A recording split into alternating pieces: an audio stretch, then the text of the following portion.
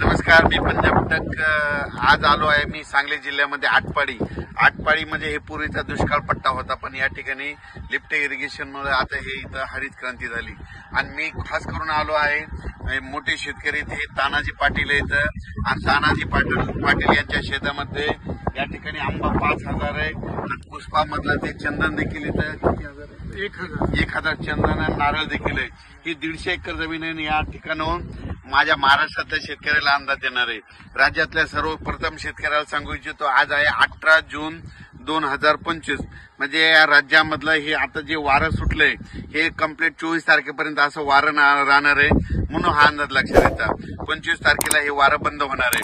राज्यात मात्र आज 18, 19 आणि 20च्या दरम्यान राज्यामध्ये सांगायचं झालं तर जळगाव जिल्हा, लातूर, जळगाव जिल्हा, नाशिक जिल्हा, त्याच्यानंतर संभाजीनगर, त्याच्यानंतर बुलढाणा, अकोला, अमरावती, वर्धा, नागपूर, भंडारा, त्याच्यानंतर परभणी, जालना, बीड या भागामध्ये सरी ह्या 2 दिवस मध्ये राहणार आहे, 2-3 दिवस राहणार आहे.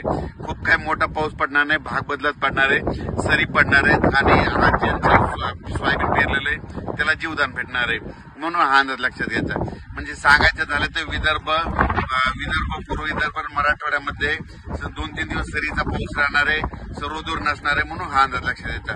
पण राज्यात मग पाऊस कधी येणार तर राज्यात मात्र 20 ते 24च्या दरम्यान राज्यात हवामान कोरडं राहणार आहे, वारं सुटणार आहे, तुरळक ठिकाणी पाऊस स्थानिक वातावरण पडणार आहे, म्हणून हा अंदाज लक्षात घ्यायचा. पण राज्यात मात्र 25 नंतर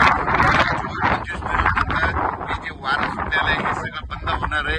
आणि बंद झाल्याच्या नंतर राज्यामध्ये 25 पासून राज्यामध्ये परत पाऊस वाढायला सुरुवात होणार आहे. त्याच्यानंतर 25, 26, 27चा पाऊस वाढत जाणार आहे. त्याच्यानंतर राज्यात